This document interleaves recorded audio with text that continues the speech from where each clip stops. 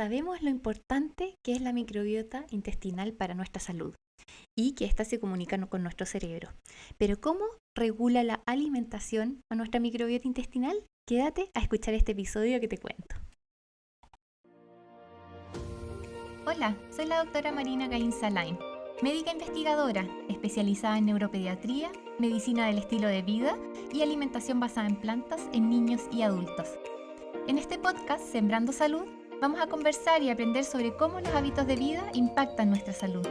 Nuestros hábitos como la alimentación, deporte, sueño nos dan calidad de vida y se relacionan con nuestra microbiota intestinal y también con nuestro cerebro. Mi misión es ayudar a niños, adultos y familias a vivir de forma saludable y consciente. Te invito a ser un participante de tu salud, vivir más saludables y plenos y aprender conmigo en Sembrando Salud.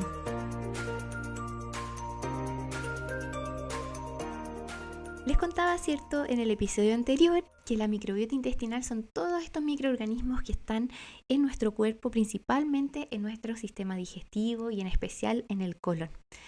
Son distintas bacterias, virus, hongos, protozoos, etcétera, que viven simbióticamente con nosotros, o sea que tienen una relación de beneficio mutuo. Nosotros nos beneficiamos de ellas y ellas se benefician de nosotros.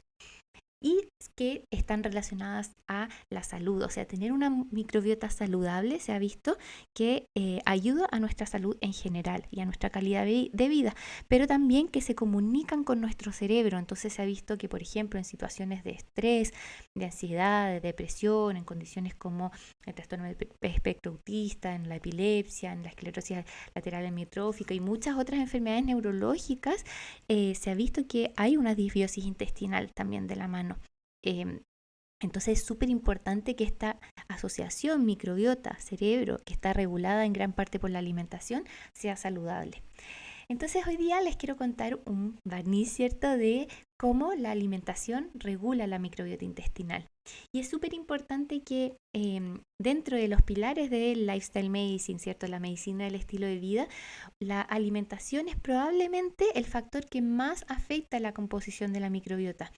Sabemos que también la afecta, por ejemplo, si hacemos o no hacemos deporte, si bebemos o no alcohol, si es que estamos o no estresados, pero la alimentación, al ser tantas veces al día y estar asociada directamente, ¿cierto?, con nuestro intestino, es súper importante y relevante.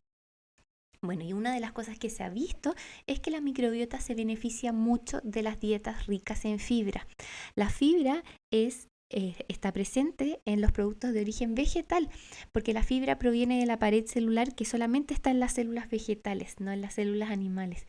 Y en general la fibra en un estilo de vida occidental, que es muchas veces el que tenemos en Chile, en Latinoamérica, en Estados Unidos, etcétera, es bastante baja. Y esta la incrementamos muchísimo si es que empezamos una alimentación basada en plantas, o al menos en parte una alimentación basada en plantas.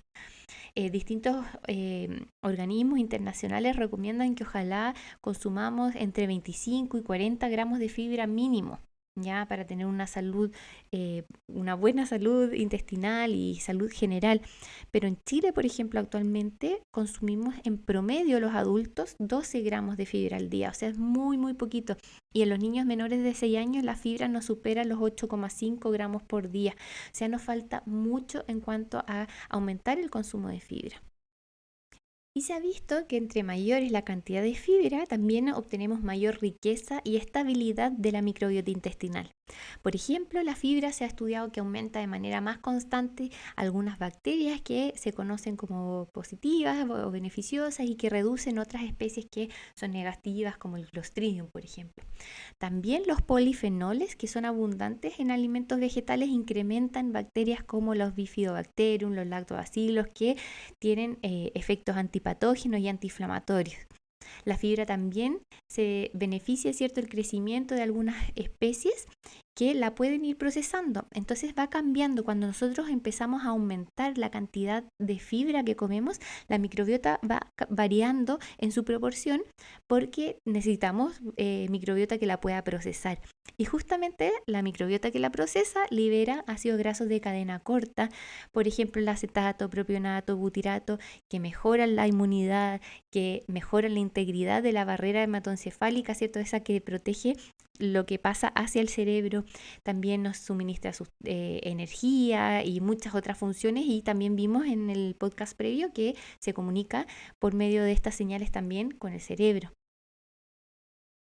De hecho, hay estudios en que se evalúa, por ejemplo, el porcentaje de fibra que consume la distinta población, y entre mayor es el consumo de fibra, disminuye la mortalidad por todas las causas. Por ejemplo, en un grupo que analizaron los pacientes o los sujetos, ¿cierto?, que tenían un mayor consumo de fibra, tenían un 15, un 30% menos de mortalidad por distintas causas, como enfermedades cardiovasculares, enfermedad coronaria, accidentes cerebrovasculares, diabetes, cáncer colon rectal, etcétera. Y en general los beneficios que veían eran cuando el consumo era sobre los 25, 29 gramos de fibra, desde ahí para arriba.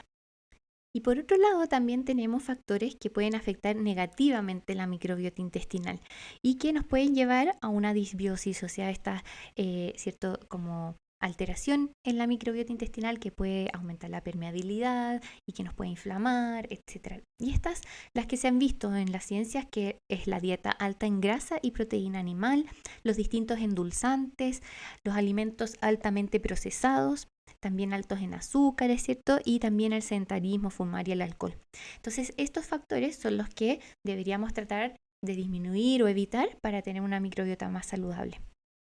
También, por ejemplo, se observa como la permeabilidad intestinal, cuando hay permeabilidad intestinal, que hay una menos mucosa intestinal, ¿cierto? Vemos más inflamación sistémica, disminuimos la producción de estos ácidos grasos de cadena corta, y en general esta se asocia también a mayor constipación, mayor hinchazón, más meteorismo, gases, ¿cierto? Cambia la microbiota y empezamos a usar más la microbiota que necesita procesar, por ejemplo, la proteína animal en vez de la fibra. Entonces son diferentes, y por eso también cuando hacemos una transición a una alimentación basada en plantas, muchas veces hay que tener un tiempo de acostumbramiento, porque pocas veces estamos acostumbrados a procesar esa cantidad de fibra, y necesitamos un tiempo para que nuestra microbiota se vaya modificando.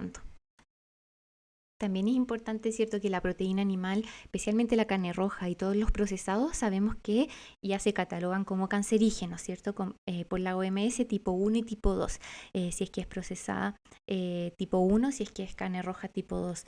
Y estas también producen ciertas enfermedades cardiovasculares por ser ricas en grasas saturadas y por los distintos metabolitos que tienen. Se ha descubierto, por ejemplo, que por el hecho de tener colina y carnitina, igual que el pollo, el huevo, los peces, los mariscos, esta cuando es procesada por la microbiota intestinal, la transforma la colina y la carnitina en un metabolito que se llama trimetilamina, que después se oxida y se llama TMAO, o N-óxido de trimetilamina, que parece un poquito enredado, pero se ha visto que los niveles de TMAO aumentan el riesgo cardiovascular, de accidente cerebrovascular y de muerte prematura por distintas causas, y que esta podrían predecir, por ejemplo, este tipo de enfermedades mejor incluso que la hipertensión, que el colesterol, que fumar, y que aún falta, ¿cierto?, como estudios para ver bien los mecanismos, pero se ha estudiado que este TMAO que produce la microbiota intestinal cuando comemos carne, ayuda al colesterol a adherirse a los vasos, favorece que se junten las plaquetas, que se hagan estos trombos, etc. Entonces, en ese sentido, la alimentación basada en plantas y la mediterránea con alto consumo de frutas y verduras tiene niveles mucho más bajos de TMAO y también menos microbiota capaz de sintetizarlos, como que la microbiota que sintetiza este TMAO empieza a desaparecer porque no hay microbiota que necesite degradar las carnes. Y así se va regulando la microbiota según cómo nosotros nos alimentamos. También pasa en algunos casos en que empezamos, por ejemplo, a comer más saludable y no logramos procesar las legumbres, como que nos hincha mucho, o hincha la cebolla o el ajo, alimentos súper saludables, y muchas veces eso es por una disbiosis, por un síndrome de sobrecrecimiento bacteriano, etcétera, y eso es importante, que no es normal, ya puede haber un periodo de adaptación chiquitito, pero no es normal que nunca podamos llegar a tolerar estos alimentos que son saludables y que nos produzcan tantos malestares, ya en esos casos siempre consultar, y ahí hay análisis de microbiota que se pueden hacer, hay distintos tipos de exámenes, hay algunos en Chile y otros en el extranjero que podemos evaluar para tratar de dar un tratamiento especializado según cuál es la alteración de la microbiota que está presente. Bueno, eso es un poco como la microbiota se va regulando, ¿cierto? Según la alimentación. Es súper importante también la cantidad de distintos alimentos que nosotros comemos. Eso regula mucho que nuestra microbiota sea variada, porque también podemos tener una alimentación basada en plantas y que sea solamente en base a procesados y que sea en base a muy pocos productos. Eso tampoco es beneficioso. La idea es que ojalá durante la semana comamos más de 30 plantas diferentes, o incluso más. Uno puede ver que rápidamente en 1, 2, 3 días llega a ese número, pero de que sea bien variado la cantidad de plantas. En cuanto a plantas hablamos de distintos tipos de legumbres, de distintos tipos de granos, de distintos tipos de verduras, de frutas, de aliños, ¿cierto? De semillas, o sea, rápidamente se van sumando, pero muchas veces nos quedamos pegados con algunos alimentos y, por ejemplo, toda la semana comemos lechuga y tomate. Entonces ahí tenemos poca variedad y eso también no hace que la microbiota se diversifique tanto como si todos los días le pusiéramos alguna verdura distinta, comiéramos algunos granos diferentes, si es que priorizamos, por ejemplo, los granos integrales, que van a tener mucha más fibra que los granos blancos y así. Ya hay distintas formas en las que esta microbiota se puede ir sanando, pero también es súper importante que para ir sanándola también hay que ir teniendo un cambio gradual, ¿cierto?, en la microbiota intestinal, y mientras estos alimentos se vayan tolerando. Cuando hay como estos sobrecrecimientos bacterianos, etcétera, ahí es difícil lograr solamente con el cambio de alimentación poder tolerar bien todos los alimentos. Entonces ahí sí se necesita más un tratamiento más personalizado.